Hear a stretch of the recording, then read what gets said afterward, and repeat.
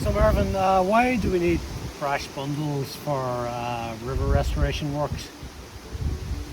Yes, as you said earlier, you used the term revetment, and I will just say, well, what's a revetment? Well, it's just a barrier or protective structure you put into place along a river bank that is eroding to keep it from eroding more. And in a lot of cases, it was traditionally building walls or using rocks.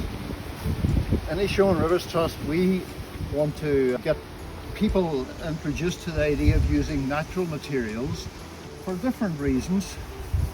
They're much cheaper to install. They're not unfriendly to the environment.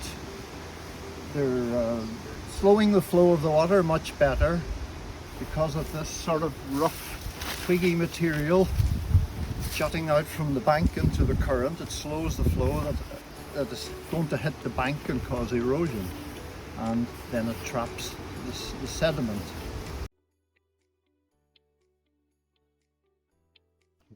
When you install these along the river bank, they do kind of create a bit of an ecosystem, a habitat for mainly aquatic things, like juvenile fish.